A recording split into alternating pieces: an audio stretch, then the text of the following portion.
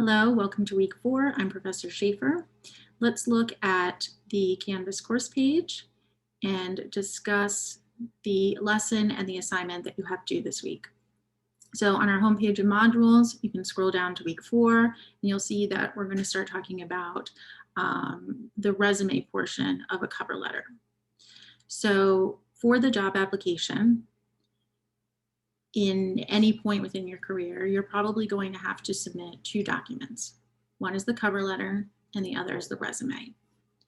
For the resume, employers expect 2 pretty standard elements. One is the design. So this week, you're going to understand what the resume should look like, what sort of sections it should have, and then you'll see a sample on how that is put together in a student resume. So the design elements are standard and expected. And the same is true for the writing style. The writing style is different than most of the writing that you've done up until this point. And I hope you're starting to notice that that's true for everything in this class, right? No fluff, just very direct, basic, clear language. And when it comes to the resume, it gets even more specific than that. So if we look at this sample resume here, you can see the design elements and the sections being used. And you can also see how short the sentences are. For this student's experience, they have sentences that are just a few words and state clearly what the student either did at that job or achieved at that job. So the way that you format those kinds of sentences is, instead of writing, "I supervised a team of 5 technicians," let's say, you leave out the first person pronoun. We know that this resume is about you because your name's on the top of it. If there's someone else involved somehow, then you have to add that. But otherwise, most of your sentences are about what you've done or you've achieved. So you start the sentence with what we call an action verb. So you go from "I supervised a team" to "supervised a team of 5 technicians." Supervised in this case is the verb. It's an action verb. And here I've included a list of action verbs so that when you start to write your resume and you think about, okay, I know what I did, but I don't know how to start it, like with a strong, clear, explanatory verb, then it might help you to go through and look at this list. In this sentence, the example is in the past tense, and you really need to watch your tenses in your resume. So any job or schooling or activity that you've done in the past, you write that out in past tense. So in this case, the verb is supervised. If you're actively currently involved in a job, an internship, an organization, a team, a class, you would then write that in the present tense. Supervised in the past tense would then become supervise. You're not going to write supervising, which makes it sound like at this very moment in time, you are supervising a team of 5 technicians. That's not what you're looking to write. You want to just say that in the present time of your life, right? Not necessarily at this individual moment, you're doing this job. And so what you do on a daily basis at that job is supervise a team of 5 technicians. Okay, so be very careful with your tenses and look it up if you have to, or ask me questions. So you need to go through and understand what the different reasons are for including these design elements, because not every resume looks exactly the same, and how to write in the correct style. When you finish reading the lesson and taken notes, then we can move on to the assignment post. So for this week, you're going to look for an available job. Now, to complete these assignments, you do not have to actually apply for the job. That's completely up to you. Although I've had many students who did and ended up getting the job because they wanted it. So that's great. But you just need to act like you need to complete these assignments so that if you did choose to apply for the job, you could actually do that at the end of this section of our unit. So everything has to be real and actual and true. You can't make anything up. But then it's up to you at the end if you end up actually applying for the job. So I've suggested 5 places to search for a job posting.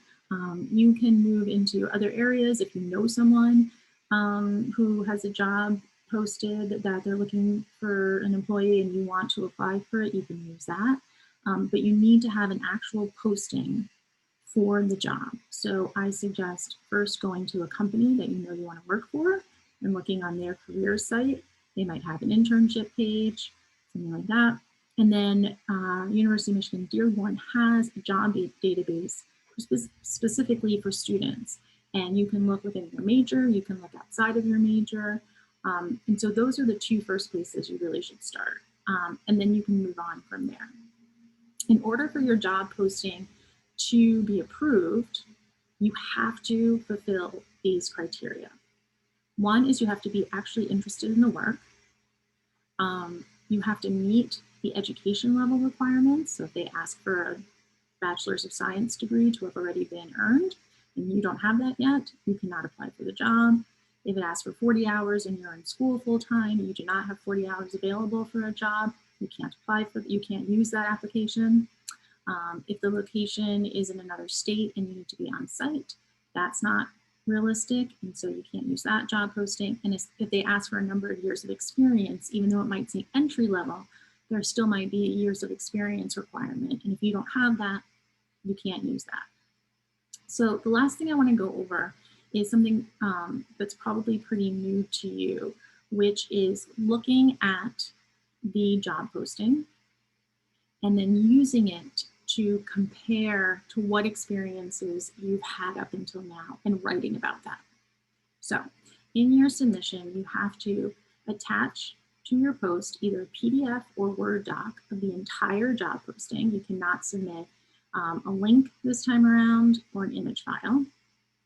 And then you're going to go through the job posting and you're going to figure out what words in there, what phrases, what qualifications, skills are in there that you have, and then explain how you meet those qualifications. So your answer should be in 7 to 10 sentences, and then you must include those specific words and phrases that you located in the job posting in your answer.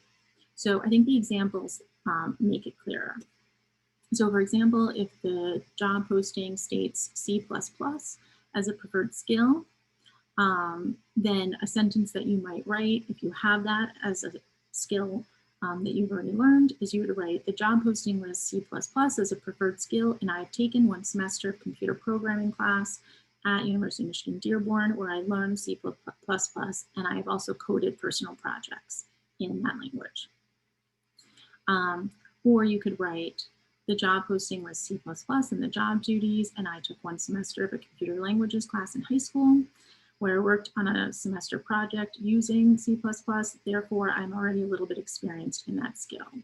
Okay, so this is all honest, actual, real experience that matches what the job posting is requesting.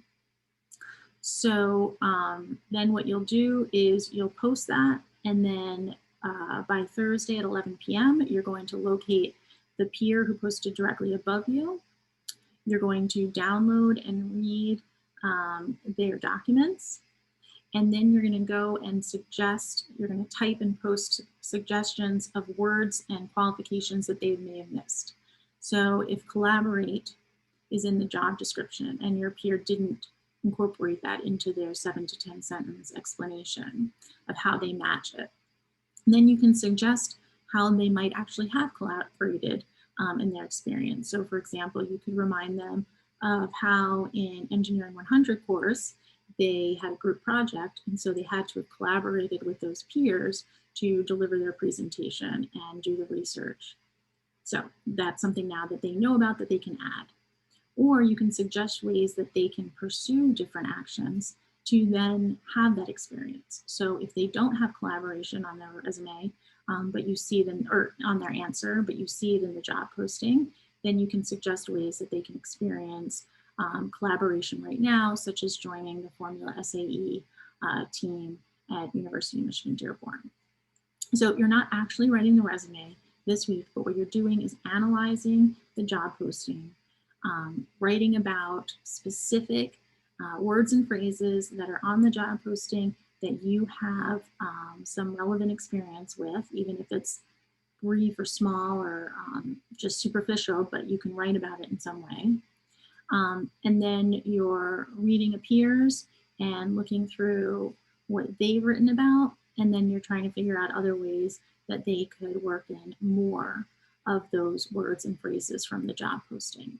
If their job posting is really short, or you feel that they've included everything already, then go to the company's website and find things that are written about the company on their website or about jobs and working there that maybe you see some similarities that might be possible for your peers' experience and what the job, what the company is about. As usual, if you have any questions for this week, please go to week 1 into the questions about assignments discussion post and post your questions there.